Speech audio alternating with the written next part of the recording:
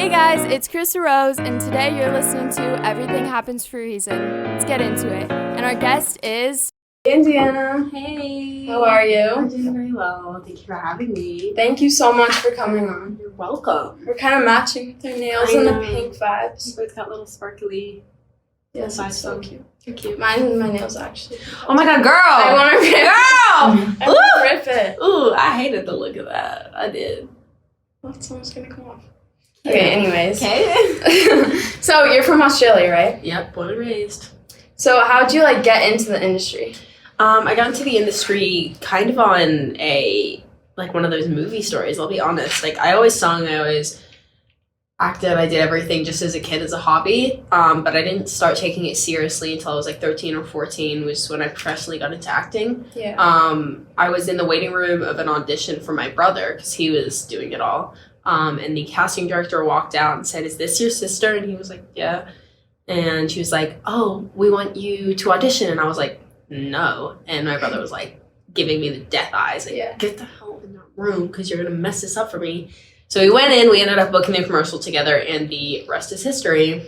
That's so cool. Yeah. Especially and then, those, with your brother. Yeah, and then the first job I actually booked by myself was with Miss Katie's son. That's how I met him. Yeah. We were babies. I think I was 13, he would have been 16 or something.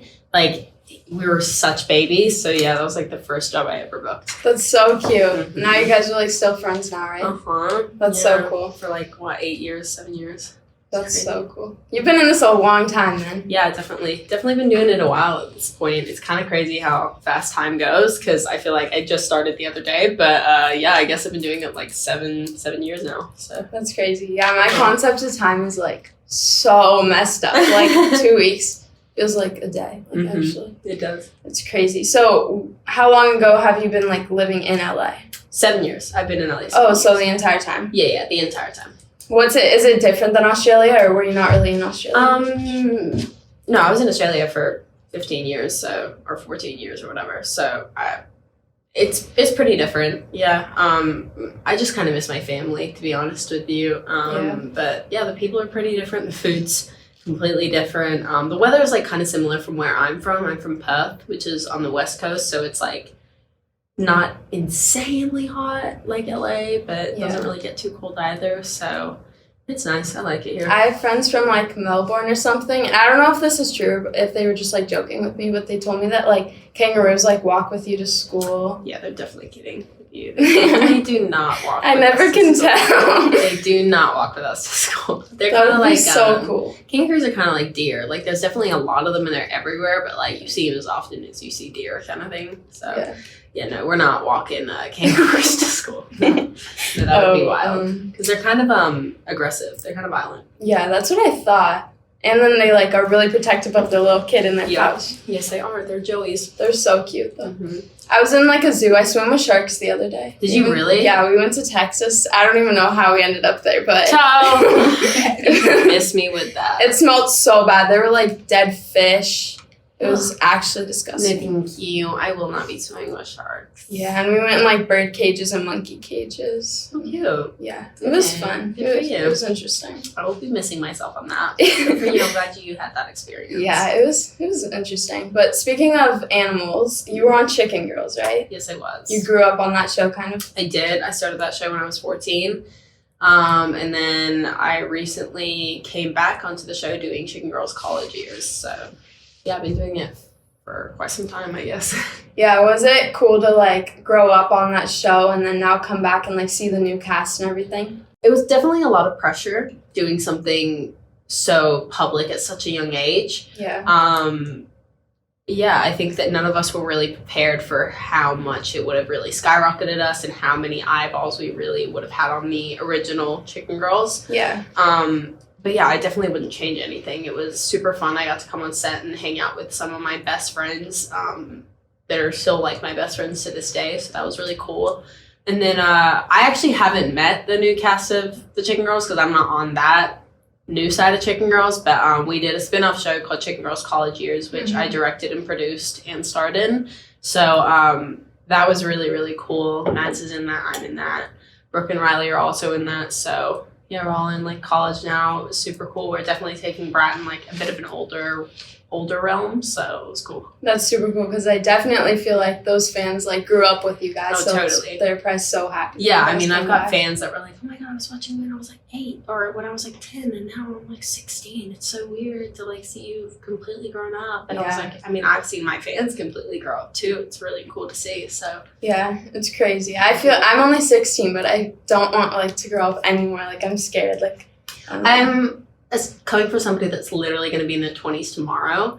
I've been super stressed out and super scared to like grow up, but I think that like growing up comes with its advantages, and you have to like look at the positives of that. Like the more years you live your life, the wiser you get, the more lessons you live, and the more lessons that you're able to take account into your life. You're able to, you know, see red flags sooner than later in life. You're able to establish better people around your life because you know the type of people you should be having around your life and that you shouldn't. You're able to gain more experience in your workspace. Like, everyone always stresses out about growing old, but I think growing old is beautiful, and it's not a privilege that everyone in this world gets. So I think that we have to be super grateful and super blessed that we're even able to grow up and live a full life. So yeah, I actually love how you look at it like that. That's a beautiful thing, and like thank you. not like a negative thing. Yeah, no, I think it's easy to be like, oh my god, I'm about to be 20, I'm sorry, but like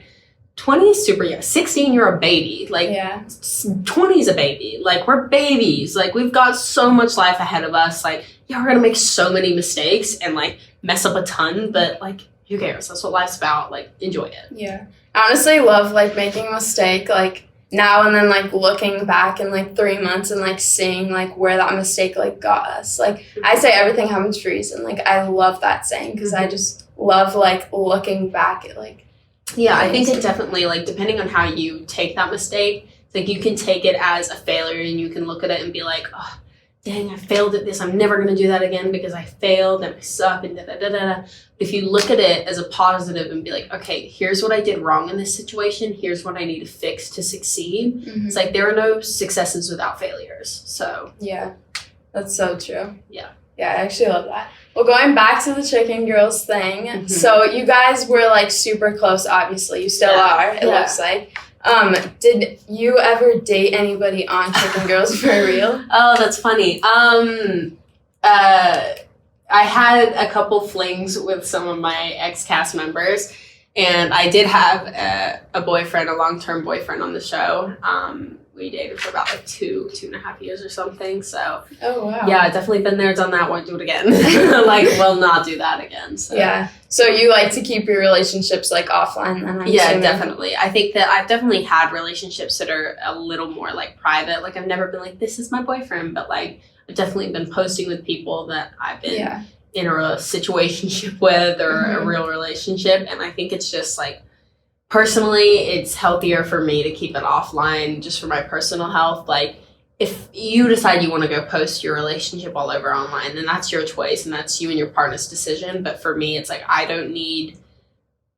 already in a very like pressure-filled industry and job, and a relationship in this industry and job is a really pressure-filled thing personally. So I don't need millions of people's opinions on like what I'm doing and what I should be doing and what this person's doing. It's like, I'm going to leave that to me and that person and just like leave it at that. Because like I've had hundreds of thousands of people tell me who I'm dating and tell me what this person's doing and da-da-da-da, and it's terrible. It's like I go to bed stressing and crying because I'm like, oh my God, like they don't know me, they don't know my relationship, so they shouldn't have a word of input on it. Like, only those in the relationship and those closest to me should be able to have input on my relationship, you know? Yeah, So- no, I totally agree. I feel like so much of like my like generation, well, I guess we're in the same generation, but like How old are you? 16. Are you Gen X? I have no idea. I think you might be Gen Alpha. I don't know. I What have year no were you idea. born? 2006. What year were you like? 2002. Oh. Okay. What year does Gen... I feel like I'm not an alpha. I feel like my sister's an alpha. Gen Z's that long? Damn, I guess, yeah, okay, so you'd be a Gen Z. Oh, so we are in the same generation. Yeah, we are. Okay, well, Gen Z lasts till 2020, but I feel like that's wrong. 2020. Whatever. That means like all my sisters are in the same. Gen Z, yeah. And we're like 10 years apart. One of my sisters are 10 years When was she born? 2015? Something like that. Whatever. I don't know. I have no idea. It's crazy. Well, my friend, like my age group, like my friends that I hang out with, I feel like so much of our drama is like boys. Yeah, dude. Like, it's crazy. Dude, like, eventually I think that you're still super young, and this is not me, like, we're not that far apart, Yeah. or like 4 years apart, but there's such a jump between 16 and 20 that I really didn't realize until I am now this age. Like, and I was like, oh my God, the person that I was at 16, I was a baby, I was a child, I didn't understand so much. Yeah. You'll soon understand that none of that fucking matters. Like, it does not matter. And like, you're 16, like, you should not be having drama and stresses with boyfriends and relationships because like you guys don't have kids together, you're not living together, you're not paying taxes, like, you don't have any stresses besides enjoying your time together. And if that person is making you feel stressed and anxious and not treating you correctly, take it from a person that like has been in absolutely terrible relationships that Miss Katie here has had to like drag me out of. Like, it is not worth it. It is so beyond not worth it. So not worth it. Like, it is, I can't even stress that enough. Like, people that make you feel shitty and that are bringing you down, nobody has time for it. Like, literally focus on yourself, focus on your work, focus on the people that are showing you the most love in your life, and that is where you'll succeed, and that is where you'll grow as a person. Because the minute I did that, and I condensed my circle from like 20 people to like 3, was the minute I truly started to feel happiness in my life, because those 3 people around me gave me enough love and support that those 20 people couldn't. So that's just my little bit of advice. Girl, trust. No, like, thank you. Being 16 and in a stressful relationship is not worth it. Like, there's nothing to stress about. Like, what is there to stress about? If you were like in your 30s with a kid, marriage is on the horizon or whatever, like, you're stressing about finances and taxes and car payments and everything, like, sure, I get it, stress. But like, you're 16. Like, you guys should be like going to the beach and like having fun making TikToks and just stress lessen. Like, you're in Los Angeles at such a young age with such incredible opportunity. Like, there's no reason anyone should be stressed out about living like that. Because, I mean, there are people that can't afford to put food on the table, and you guys are living your best lives. Exactly. So, yeah, I hate people like that. Yeah, I agree with you. I've never had like a social media relationship, but I watch like my friends, even younger than me, like 13-year-olds, like... I see 13-year-old now, and I'm like, dude, where are your parents? Yeah, literally. Where are your parents? There's like no control. No. Like, it's crazy. like, you know what? If you're confident you want to do all that, that's totally fine. But like, somebody needs to let them know the dangers of what they're doing, and like, their parents need to start parenting, because it is wild what I'm seeing. It's like, dude, if I did that, do you know, my daddy would have me on a flight back to Australia, grab me by my ponytail, throw me in my room, and be like, don't ever do that shit again. And I would have been like, that's a fair call. That is a fair call. Yeah. Like, I won't do that again. Like, parents need, I think people are just like, I think there's a weird power play now with parents and kids, because like, kids are now earning a lot more money than their parents. I mean, sometimes even more than their parents. Like, so there's a weird power play, because like, kids think that they're above their parents just because they make more money, and like, I don't know, it's a whole thing. Like, I got real blessed with incredible parents, blessed with parents that like raised me correctly and raised me to be respectful and raised me with the right way. But like, some kids, I mean, like, the amount of disrespect like a little 13-year-old has like shown me before, I've been like, shouldn't you be in like middle school? Like, what are you doing? Like, why are you oh my god. Anyway. No, I know some of my friends, I'm just like, there's no way your mom's like super disrespectful house. To like other people as well. It's like, they're not taking into account, like, I don't know, it's like simple little things of like being rude to a waiter. It's like, cool, go be mean to the person that's serving you your food. See how well that's going to turn out for you, because you're about to get sick because they're going to spit in your food. Like, literally, you have to like know when, like, obviously stand up for yourself, but like not in a rude Yeah, way. I know, but like even like there was never a point in time. I realized the last like probably honestly like year and a half that there is literally never a need to yell at somebody. Literally never a need. If you're in an argument, I mean, if you're like fighting someone because they punch you in the face, then sure, like you can scream a little. But I'm saying more like if you're in an argument with a person, there is literally never a need or a point to raise your voice, no matter how mad you get, no matter how frustrated that person gets. It's like have common decency, speak to each other like normal human beings, and work it out. And if you guys are too agitated to be able to do that, then you need to take a step back from the situation, take a breather, and then come back to it later, because screaming doesn't do anything. The minute somebody starts to yell at me, I'm like, you clearly don't have enough respect for me to even speak to me like a normal person, so I'm out. I clock out and I'm like, see ya. Like, you're yelling at no one right now because I'm not even here. Like, goodbye. Like, it's ridiculous. So. That's crazy. I know. I hate rude people and fake people. Fake people are like my worst nemesis. There's a song, it's like, fake people, we don't need them. And it's like FFF. And my mom's like, you should add that because like I want to like make merch eventually. And she's like, you're putting that on there. Dude, the amount of fake people in LA I've come across, like some of my best friends have gone and like turned and completely stabbed me in the back, and it is wild to see what people do for clout, money, and fame. Like it is insane. So my advice is to look for the red flags early, and that doesn't mean that you can't trust people. It just means that like unfortunately in LA you might have to have your guard up a little bit. So yeah, I've definitely learned that a couple times. Well, many times. And then recently, like, I don't know if it was because of this podcast or something, but like all of a sudden all these people started like blocking me and like unfollowing me, like blocking my texts. Like I would text them and it turned green and I'd be like, oh, okay, like I thought we were cool. It's so weird. Dude, like I said earlier, you don't got time for people like that. Yeah. Because clearly they don't have enough respect for you. And I was having this conversation with my mom yesterday because she felt super disrespected by somebody. Mm-hmm. She was crying over it. And I was like, this is going to sound harsh, but you need to hear it. Like, you're crying over people that are not crying over you. Because if they don't have the respect and time for you, why the hell are you giving them any more time a day to care about them or be sad that they're not showing you the respect that you want or deserve?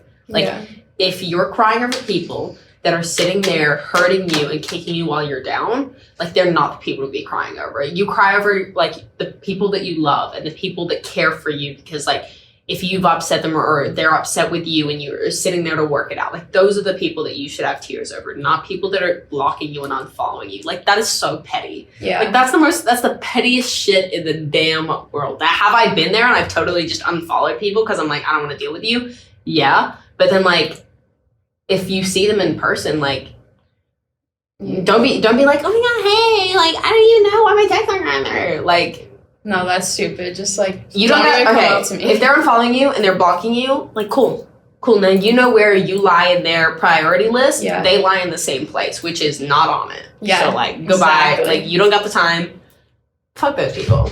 Like, literally, you don't have the time of day. Like, no one has the time of day. Like, at the end of the day, we're living on a floating rock in the middle of nowhere. Like, chill. It is not that serious. Yeah. I don't even know. I was upset about it at first, and then I was like, totally. Who cares? Of course you're going to be upset about that, because at the end of the day, you're losing somebody you thought cared about you and you cared about. Mm-hmm. So, of course, like, you need to take your time to, like, mourn a friendship, pretty much, and, like, mourn a person that you had created in your head, but don't spend your whole life doing it, because you will, honestly. Yeah. Like, people are going to disappoint you time and time again, so it's just about how you pick yourself up after that. Yeah. I feel like LA especially is so hard to, like, find good people. Like, it's really the one place in the world. Actually, no, that's not true. No, like, I'm sure there's tons, Yeah, but it's so crazy. Yeah. Like, I literally went through my entire life without really ever having a true best friend until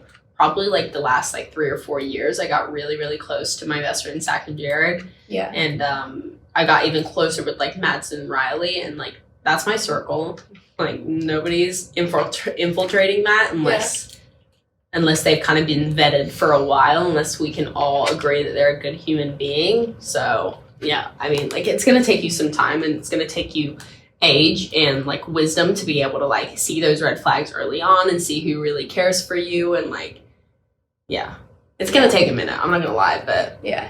once you find those people, it's amazing. Yeah, I can't wait. I mean, I feel like I do have, like, a few good people, and, like, I feel like I have good people around me to, like, lead me in the right directions, like my mom, Katie, like, they all help, obviously, but, yeah, it definitely will take some time, but Totally. Yeah. I don't know, but speaking of Zach and Jared, how is it, like, doing a podcast with, like, your best friends? Mm-hmm. It's amazing. I love it. Yeah, we've been doing it for a little over 2 years now, and we love it. We've met some of our closest friends we've met doing the podcast. It's a really cool way to look back on memories of, like, what we did over the last, like, 2 years and, like, how we grew up, and we're going to be able to show our kids these stories, and, like, we're recording these stories honestly for ourselves. Like, it's cool to just sit down and talk shit every single week, just, like, with your friends, and, like, bring on new people and learn about new people's lives and how they got to where they're at. So if anything, it's just, like, a really cool way to record memories, and everyone is just kind of looking on to that. But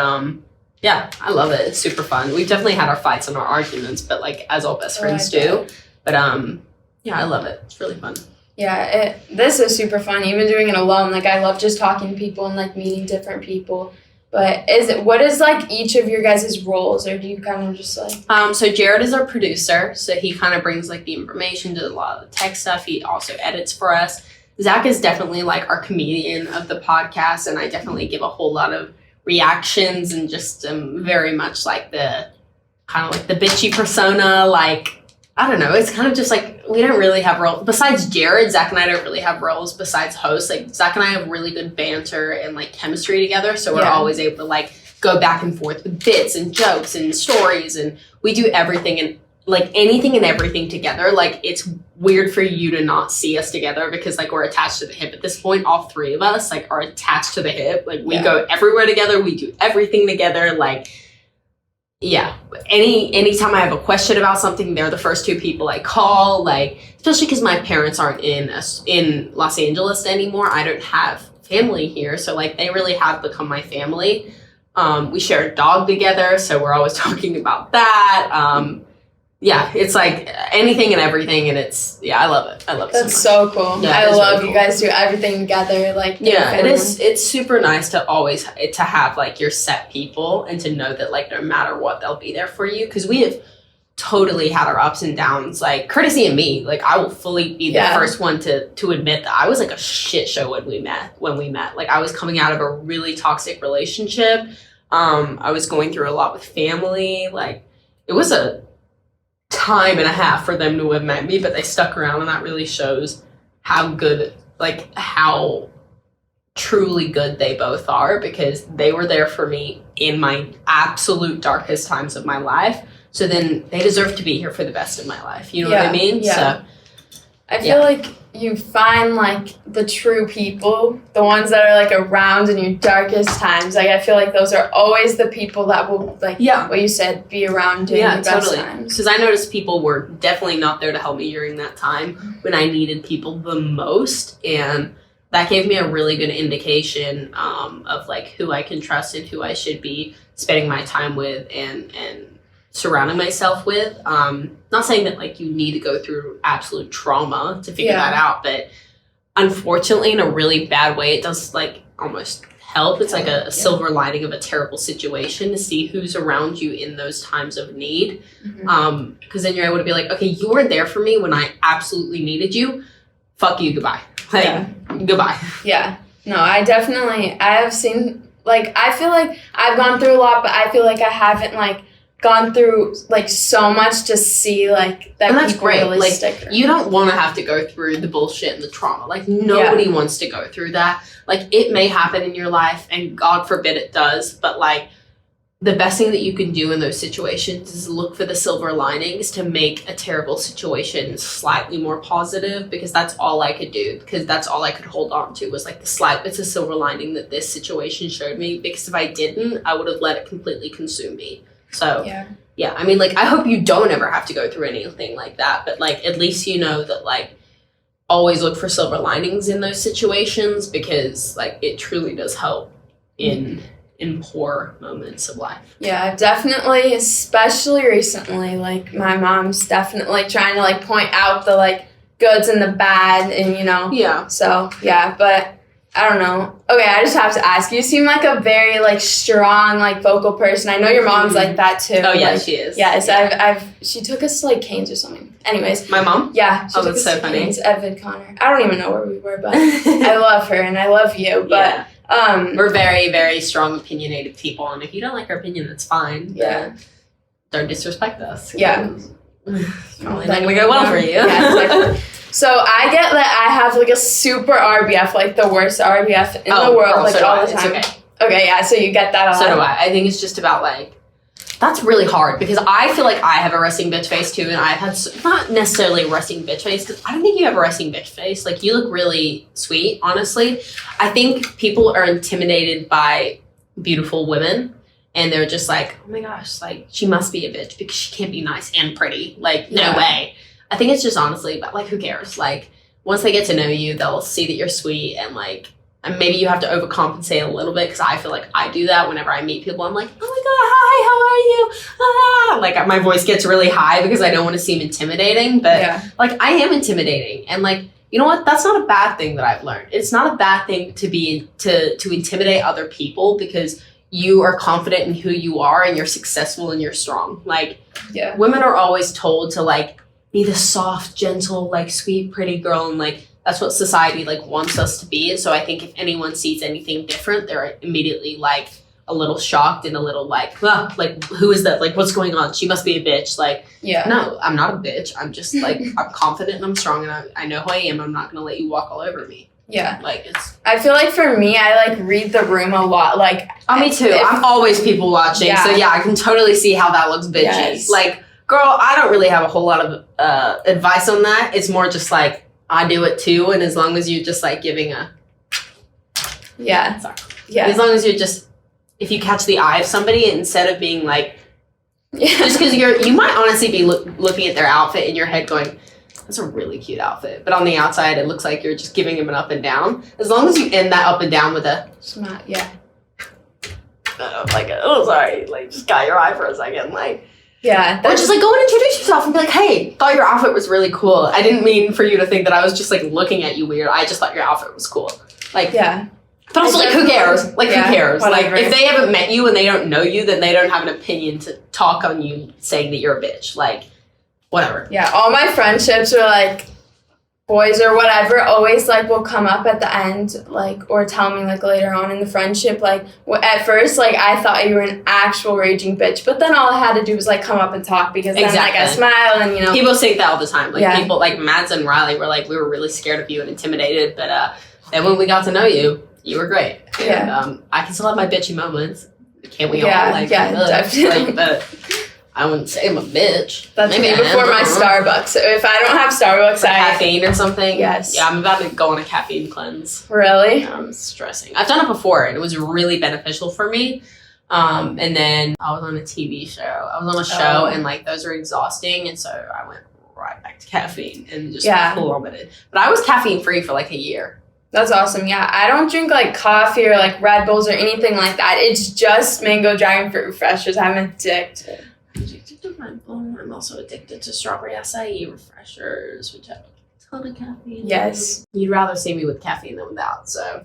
Yeah, I'm definitely not a morning person. I used to be such a big morning person, but not. I love a good morning. I hate them. I hate getting up. The minute I'm up, I'm like, damn, I'm the most productive bitch in this spot. Did I get up at 7 o'clock and like all I did was probably go get Starbucks instead of my phone? But I feel so productive even just getting up at 7. I'm like, yeah, I'm better than all of you. I got up at 7. But I've been getting up and like going to the gym and working out a ton recently, and so that's been a really good like release and like makes me feel really productive and gives me something to like look forward to in the morning when I wake up. So yeah, I need to work out. Like I need like a schedule in my life, because I do online school. There's no schedule there. I do school whenever I want. Like, so I decided, you know, the dog walking app. Mm-hmm. I can't do it because I'm not 18, but I'm trying to sign up for it because I'm like, I get paid to walk my legs. Like to walk dogs. Yeah. What was I gonna say? Yeah, you should definitely be 18 to do that, just because you're walking around LA by yourself and you have to enter people's homes to get their dogs sometimes. But yeah, creating a schedule for yourself is super beneficial, especially in social media. That's something that Zach and Jared honestly taught me, because they both worked normal jobs, and they said that like as much as that sucked, it was super beneficial to be like, okay, so I'm going to get up at 7 a.m. I'm going to go for a walk at 7:30, be back by 8, hop in the shower, get myself ready by 9, and then like do my work from like 9 to 3, and then like take a break here, set timers here, and write down a schedule of what you want to do on that day, because it is so much easier to keep yourself like on track and keep yourself accountable. Because if you have to be motivated, if you have to be your own boss, looking at that checked off list at the end of the day is super motivating. It's super like awesome. I know that today I didn't just sit on my phone and watch TikToks. I actually got things done that are going to help me like progress and help me do things. Zach always likes to bring this up, and he goes, what is something that you wished you had started today, or you wish you had started a year ago today? You know what I mean? So it's like, don't let yourself get to that year point and be like, I wish I started that earlier. It's like, just start it today. Like if you want to start working out more and you want to start putting yourself on a schedule, like start tonight. Like write yourself a schedule tonight and be like, tomorrow I'm going to get up at this time, go work out, eat this, do that. By the end of the day, it's like, okay, awesome. And then as time goes on, like you'll start developing great habits. And then in a year's time, you'll be like, I'm so blessed that I started doing that in a year. Because if you work out consistently, you'll see the results, you'll see the growth in your career, you'll see like the benefit mentally because you're helping yourself be more productive. Like that's probably, I need to get myself. Yeah, I'm going to do that. Like it's super beneficial. It really is. Okay, well, do you have any new music coming up or anything? Ooh, I hate when this question's brought up. Maybe. I have really taken a huge break on music, but I don't know. Maybe I'll hop in the studio soon. I really do love singing and writing and doing all of that. It's just been a bit hectic for me recently, so I need to take a break, but maybe. That's what I'm going to say, maybe. You should. You definitely should. I remember at JoJo's 90210 video shoot, you were like, I think you were with Markel or something, and you like sang or whatever the right word is. I don't know, but you definitely should. Thank you. You're welcome. That was a fun video shoot. It was super fun. We should do that again. JoJo needs to drop something. I know. What inspires your music when you do release? Personal experience, life experiences, honestly like cool, interesting stories that I come up with in my head. Other musicians inspire it, my friends, family, everyone, anything. I take inspiration from literally anything. I once wrote a song about like the effects of like withdrawing from like caffeine, but then flip it to be like withdrawing from a boy. And so I was like, oh, this was really a song about me withdrawing from caffeine, but like I just rewrote it to like sound a little bit better, because it's like who would want to hear a song about that? But like withdrawing from like a drug addiction to like a boy kind of thing, like super relatable. Literally anything. Yeah. Well, I live by the motto, everything happens for a reason. What is something that like you live by? Play the cards you've been dealt. That is like my favorite saying. I really want to go get a tattoo. I have like a few tattoos. So, but like, if you're in a game of like poker or cards or whatever, like you can't change the cards that you've been dealt. So you have to play with them and play as best as possible and give it your all. So like, that's my favorite motto. It's like, stop complaining about what's in your hand, deal with it and play it, and like do your best with what you've been given. Yeah, because, I like that. Without like what you're gonna sit there and be like, oh, dang it, because it's not changing. It's like you're not changing it. Nobody's gonna like give you the benefit of the doubt and be like, okay, I'll give you a new hand. Like that doesn't happen. Yeah. It might happen if you're really, really, really lucky in life, but for the most part it doesn't. So deal with the cards you've been dealt and play accordingly. That's so true. You just have to like go through what you're going through to get to the other side, to get new opportunities or new things. You know, very like, true. You just have to go through it, whether you like it or not. So I'm gonna create a schedule tonight. Literally, I'm gonna do it. It's very beneficial. Yes, I'm gonna do it. And where can everybody find you on socials? Pretty much every social media I have is at Indiana. You can also find me on the Dropouts podcast. And my new Spotify original podcast called To Find the Relationship. Awesome. Thank you so much for coming on. Thank you for having me. Make sure to give this video a huge thumbs up, click that subscribe button, turn on post notifications, and leave a comment down below. And make sure to follow me on all my socials at I'm Karissa Rose on all platforms. I love you guys so much, and always remember everything happens for a reason.